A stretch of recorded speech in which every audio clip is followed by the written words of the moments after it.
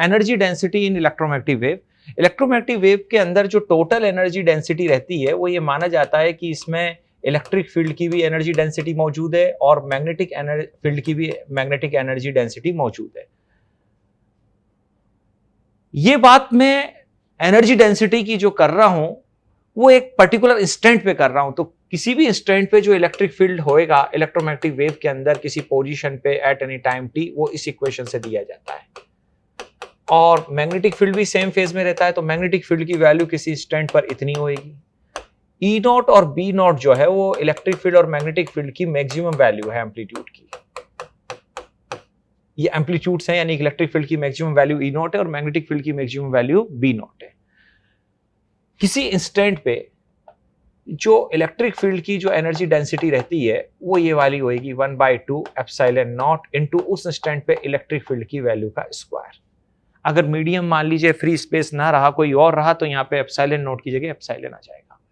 Magnetic field की जो energy रहती है, energy density of magnetic field, वो किसी भी इंस्टेंट पे जो होगी वो हो जाएगी उस इंस्टेंट में मैग्नेटिक फील्ड की value B square divided by 2 times of mu naught. जैसा कि हम जानते हैं कि इलेक्ट्रिक फील्ड और मैग्नेटिक फील्ड का वैल्यू किसी इंस्टेंट पे जो रहता है उसका रेशो हम ले लेते हैं, वो लाइट की स्पीड के बराबर आता है, यानी कि it will be equal to 1/√ऑफ mu naught into epsilon naught. ये यहां पे रिलेशन आ जाता है। ये इलेक्ट्रोमैग्नेटिक वेव की स्पीड होगी फ्री स्पेस में। तो यहां पे अगर मैं E की वैल्यू को मैं रिप्लेस कर देता हूं C इंटू बी से, तो देखिए उस इंस्टेंट पे मेरे पास इलेक्ट्रिक फील्ड की एनर्जी डेंसिटी की energy per unit volume, electric field की एनर्जी डेंसिटी, उसकी वैल्यू मेरे पास आ जाएगी बी स्क्वायर इंटू सी स्क्वायर। अब सी स्क्वायर की वैल्यू यहां से जब मैं पुट करूंगा तो सी स्क्वायर की वैल्यू मेरे पास 1/,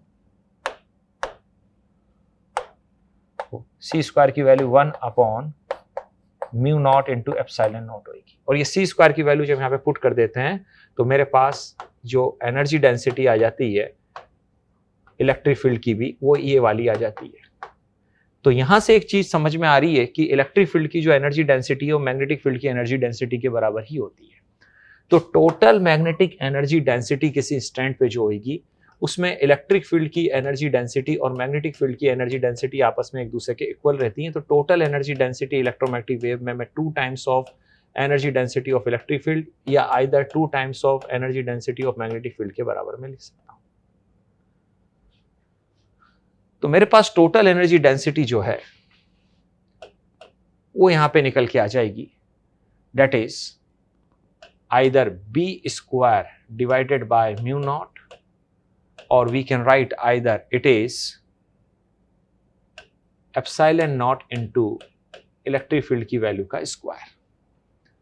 तो ये मेरे पास total energy density of electromagnetic wave निकल के आ गई किसी एक सर्टेन इंस्टेंट पे। और अगर किसी इंस्टेंट पे इलेक्ट्रिक फील्ड अपनी मैक्सिमम वैल्यू अटेंड कर लेता है ई नॉट, तो उसी इंस्टेंट पे मैग्नेटिक फील्ड भी उसी जगह पर उसी इंस्टेंट पे अपनी मैक्सिमम वैल्यू अटेंड कर लेगा बी नॉट। तो ई नॉट और बी नॉट की वैल्यू एक साथ मैक्सिमम वैल्यू अटेंड करेगा। इलेक्ट्रिक फील्ड की मैक्सिमम वैल्यू जब ई नॉट होगी तो मैग्नेटिक फील्ड की वैल्यू भी बी नॉट उस टाइम अटेंड हो जाएगी। और उस टाइम ये टोटल एनर्जी डेंसिटी जो इलेक्ट्रिक फील्ड की है वो अपनी मैक्सिमम वैल्यू होगी, maximum value of total energy density of electromagnetic wave. Electromagnetic wave की जो टोटल एनर्जी डेंसिटी है वो ये वाली हो जाएगी B naught square by mu naught. और either you can write it is epsilon naught into what? E naught का square. This is the total energy density of electromagnetic wave और ये total energy density की maximum value है। either B naught by mu naught बोल दीजिए, B naught square by mu naught बोल दीजिए, या फिर epsilon naught into E naught का square बोल दीजिए। mu naught और epsilon naught, this is the permeability of free space and epsilon naught is the permittivity of free space हो जाएगा। तो ये था किसी एक सर्टेन इंस्टेंट पे energy density in electromagnetic wave. अब हम आगे बढ़ते हैं कि इलेक्ट्रोमैग्नेटिक वेव के अंदर एवरेज एनर्जी डेंसिटी क्या होती है। तो average energy density, total average energy density. तो इलेक्ट्रोमैग्नेटिक वेव के अंदर टोटल एवरेज एनर्जी डेंसिटी कैसे निकालेंगे?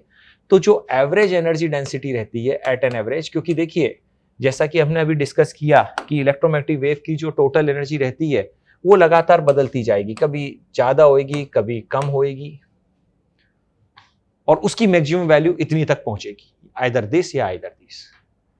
तो मैग्नेटिक फील्ड के या इलेक्ट्रिक फील्ड के वेरिएशन से इलेक्ट्रोमैग्नेटिक वेव की जो टोटल एनर्जी डेंसिटी वो अगर चेंज होएगी तो उसकी एट एन एवरेज वैल्यू अगर हम निकालेंगे, तो जो एट एन एवरेज वैल्यू निकालने के पीछे मकसद ये है कि हम एट एन एवरेज हर टाइम पर हर जगह पर इलेक्ट्रोमैग्नेटिक वेव की टोटल एनर्जी डेंसिटी हम इस एवरेज वैल्यू के बराबर बता सकते हैं। ये मकसद है एवरेज वैल्यू निकालने का। तो टोटल एवरेज एनर्जी डेंसिटी में एवरेज वैल्यू होगी इलेक्ट्रिक फील्ड की एनर्जी डेंसिटी की और एवरेज वैल्यू होगी मैग्नेटिक फील्ड की एनर्जी डेंसिटी की। एंड नाउ इलेक्ट्रिक फील्ड की एवरेज एनर्जी डेंसिटी जो होगी वो यहां पे होगी 1/2 epsilon naught into electric field जो होता है उसकी यहां पे जो वैल्यू ली जाएगी वो इसकी आरएमएस वैल्यू ली जाएगी, आरएमएस वैल्यू का स्क्वायर। आरएमएस वैल्यू इसलिए ली जाती है क्योंकि यहां पे अगर देखेंगे कि भाई इलेक्ट्रिक फील्ड की एवरेज वैल्यू क्या है, तो मैक्सिमम वैल्यू ई नोट होगी और मिनिमम वैल्यू माइनस ई नोट होगी। तो मैक्सिमम प्लस मिनिमम बाय 2 करेंगे तो ये तो 0 आ जाएगा। तो इसलिए एवरेज वैल्यू ना लेकर के यहाँ पे इलेक्ट्रिक फील्ड की हम आरएमएस वैल्यू लेते हैं जब भी एवरेज एनर्जी डेंसिटी लिखते हैं। और वो जो आरएमएस वैल्यू आएगी इलेक्ट्रिक फील्ड और मैग्नेटिक फील्ड की, जैसा कि आप सब जानते हैं, वो E नॉट बाय √2 हो जाएगी। ऐसे ही मैग्नेटिक एनर्जी डेंसिटी की जब यहां पे एवरेज वैल्यू लिखेंगे तो 1/2 इनटू बी आरएमएस का स्क्वायर बाय म्यू नॉट लिखेंगे, और बी आरएमएस की जो वैल्यू होगी वो हमारे पास बी नॉट बाय √2 के बराबर होगी। और इस लिहाज से यहां पे इलेक्ट्रिक फील्ड की जो एवरेज एनर्जी डेंसिटी है वो जो निकल के आएगी वो epsilon naught into E naught का स्क्वायर बाय व्हाट 4 हो जाएगी। ये ऐसे ही यहां पे भी जब कैलकुलेशन करेंगे तो ये मेरे पास जो वैल्यू निकल के आएगी ये बी नॉट का square divided by what 4 times of mu not हो जाएगा। अब यहां पे भी अगर हम इलेक्ट्रोमैग्नेटिक वेव की स्पीड की बात करेंगे तो किसी इंस्टेंट पे अगर मान लीजिए इलेक्ट्रिक फील्ड की वैल्यू ई नॉट है तो मैग्नेटिक फील्ड भी अपनी मैक्सिमम वैल्यू अटेंड कर लेगा। और यहां पे अगर ई नॉट की वैल्यू आप सी टाइम्स ऑफ बी नॉट रख देंगे तो आपके पास जैसे ही यहां पे इसकी वैल्यू जब आप सी टाइम्स ऑफ बी नॉट रख देंगे तो ये आ जाएगा सी बी नॉट का होल स्क्वायर डिवाइडेड बाय 4। और स्पीड ऑफ लाइट जैसा कि हम जानते हैं उसका स्क्वायर करेंगे तो ये 1 upon epsilon naught into mu naught के बराबर आता है। तो यहां पे सी स्क्वायर की जब वैल्यू रखेंगे तो ये वैल्यू मेरे पास जो निकल के आएगी वो ये वाली वैल्यू निकल के आ जाएगी। तो वी कैन से कि इलेक्ट्रिक फील्ड की जो एवरेज एनर्जी डेंसिटी है उसकी वैल्यू जो निकल के आ रही है वो ये निकल के आ रही है जो कि मैग्नेटिक फील्ड की एवरेज एनर्जी डेंसिटी है। और average value of electric field energy density और average value of magnetic field energy density ये दोनों आपस में एक दूसरे के बराबर आ रही है। ये वैल्यू और ये वैल्यू आपस में एक दूसरे के बराबर आ रही है। तो यहां पे भी एवरेज एनर्जी डेंसिटी में भी total average energy density we can write it is the 2 times of average value of energy density of electric field और 2 times of average value of magnetic energy density. ये लिख सकते हैं। तो total energy density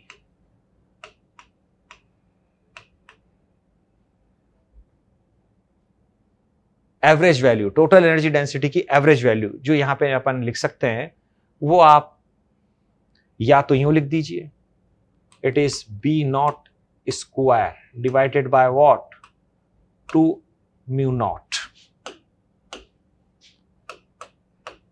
या फिर आप यूं लिख दीजिए कि जो average energy density of electric field की है इसका डबल कर देंगे तो it will come out 1/2 into epsilon naught into E naught का स्क्वायर दिया जाएगी। और एक चीज और कि एवरेज वैल्यू जो टोटल एनर्जी डेंसिटी का है इलेक्ट्रोमैग्नेटिक वेव के अंदर, टोटल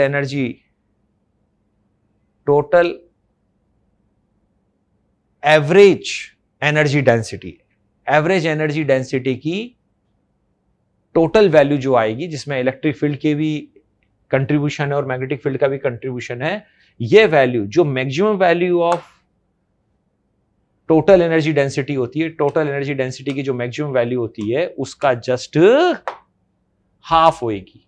तो यहां पे आप भी लिख सकते हो कि ये जो टोटल एनर्जी डेंसिटी है उसकी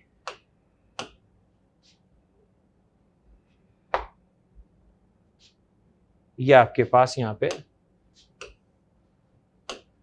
टोटल एनर्जी डेंसिटी की जो मैक्सिमम वैल्यू होती है उसका जस्ट हाफ, ये इस वैल्यू का मैक्सिमम का जस्ट हाफ, इस मैक्सिमम वैल्यू का जस्ट हाफ कर देंगे तो हमारे पास एवरेज एनर्जी डेंसिटी की ये वैल्यू आ जाती है। अब ये जो थ्योरी हमने यहां पे डिस्कस करी, अब इससे रिलेटेड जो कुछ क्वेश्चंस हैं उनकी हम थोड़ी सी प्रैक्टिस कर लेते हैं, देखिएगा। ओके, अब जरा देखिए कि इलेक्ट्रोमैग्नेटिक वेव की जो एनर्जी है वो टोटल एनर्जी दो पार्ट में डिस्ट्रीब्यूटेड रहती है और वो इक्वली डिस्ट्रीब्यूटेड रहती है, इसके ऊपर ये आधारित क्वेश्चन है, तो ये बात सही है, this is the true statement. Next है कि total energy density in electromagnetic wave at any instant can be, तो किसी भी इंस्टेंट पे जो टोटल एनर्जी डेंसिटी है वो इस एक्सप्रेशन से दी जा सकती है। नेक्स्ट है total energy density in electromagnetic wave at any instant can be, तो इलेक्ट्रिक फील्ड की टर्म्स में वो टोटल एनर्जी डेंसिटी ऐसे दी जा सकती है किसी भी इंस्टेंट पे। नंबर 4, टोटल एनर्जी का एवरेज वैल्यू, तो total average energy density in electromagnetic wave, तो एवरेज वैल्यू जो होगी वो इस तरह से दी जा सकती है, ये अभी अपन ने जो ड्राइव भी किया था ये एक्सप्रेशन।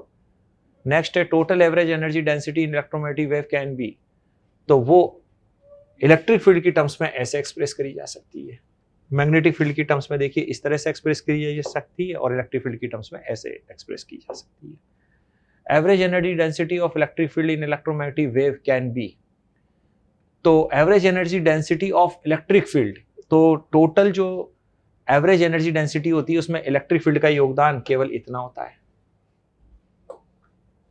और मैग्नेटिक फील्ड का योगदान भी इतना होता है और दोनों आपस में बराबर रहते हैं, ये क्वेश्चन अभी हमने डिस्कस भी किया था।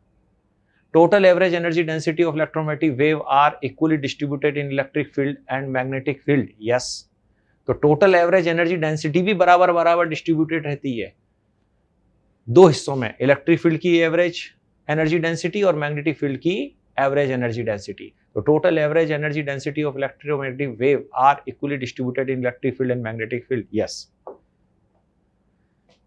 Is speed of electromagnetic wave related to electric field amplitude and magnetic field amplitude like this? Yes, this is also a true statement कि इलेक्ट्रिक फील्ड और मैग्नेटिक फील्ड की वैल्यूज जो भी रहेंगी, अगर मैक्सिमम है तो मैक्सिमम वैल्यूज का भी जो रेशियो होगा वो लाइट की स्पीड या इलेक्ट्रोमैग्नेटिक वेव की स्पीड के बराबर होगा। नेक्स्ट क्वेश्चन है total average energy density of electromagnetic wave is half of the maximum value of total energy density, yes, maximum value जो टोटल एवरेज एनर्जी डेंसिटी होती है उसका जस्ट हाफ होता है एवरेज एनर्जी डेंसिटी, हमने last में theory में derive भी किया था। Thank you very much to all of you.